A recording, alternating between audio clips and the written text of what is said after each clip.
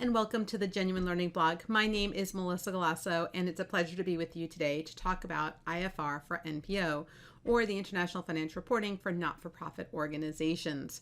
We've already talked a little bit about the IFR for NPO project on our blog earlier this year. However, we're going to turn our attention to the part 2 of the consultation paper in today's blog. So as we've discussed earlier, IFR for NPO is an international project to give the not-for-profit organizations around the globe an opportunity to contribute to the development of international financial reporting. Currently, there is not a lot of guidance internationally, which leads to significant diversity in practice. So while U.S. GAAP does have Section 958 of the codification, around the globe, there is not a lot of consistency. And so we have a group who has gotten together, a large group with a very diverse involvement, including Jeff Mechanic from the FASB. So again, U.S. is participating in this, who has issued a consultation paper. Now, part 1 of the consultation paper was due in July of 2021, but we're going to focus on part 2 today. So again, the issue here is that there's no common international accounting standards for NPOs. IFRS is very weak in this area, really focused on commercial entities.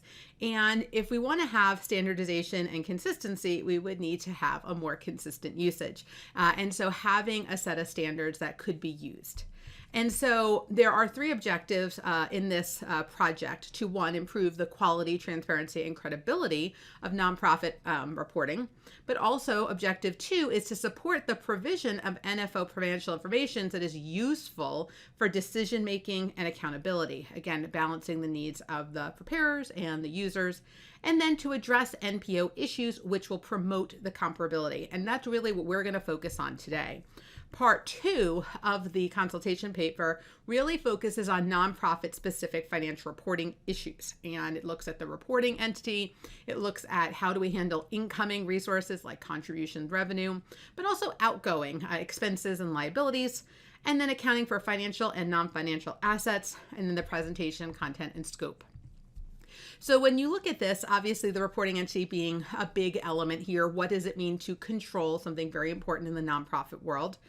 They also cover acting on behalf of another entity, something kind of unique in the nonprofit world.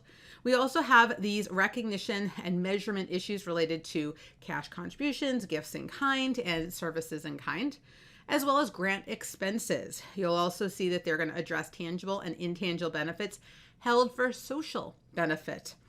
They'll also look at inventory held for use or distribution, financial statement prep, classification, is it by function or nature, fundraising costs, and non-financial reporting, in particular service reporting, right? Many nonprofits try to do really good work and try to tell their story, and very often there is limitations within the financial statements on being able to tell that story. So looking at these non-financial elements as well. Now, this is really, again, a long-term project. They are looking to get some input from users, from preparers, from nonprofit organizations, again, around the globe to really look at this with fresh eyes. I think when I've heard Jeff Mechanic speak about this, it's that we know that U.S. GAAP is great. We know Section 958 is very strong and gets lots of attention. The Not-for-Profit Advisory Committee of the FASB really tries to ensure that FASB considers nonprofits in their standard setting. However, we recognize that consistency is really helpful. And when we think about these international standards, that we want to participate to ensure that, again, globally, we have very strong standards.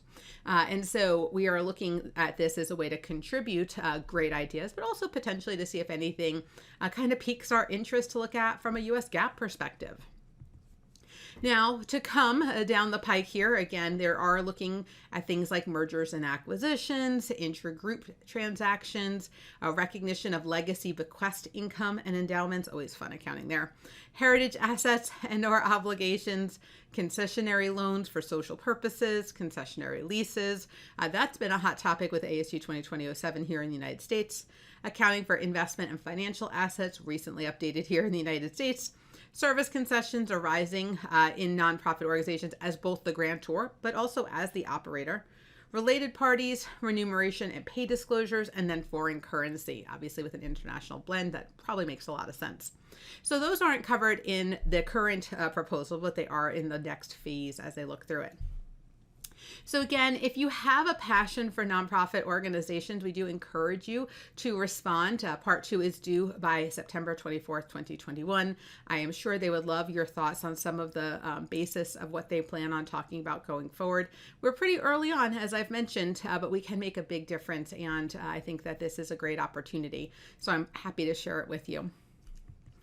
All right, so that's a wrap for today's blog. I hope that you guys do participate, especially those of you who have a lot of expertise in the nonprofit world. I know we can do really good here. So thank you guys so much for joining me, and I hope to see you on a future blog. Have a great day, guys. Bye-bye.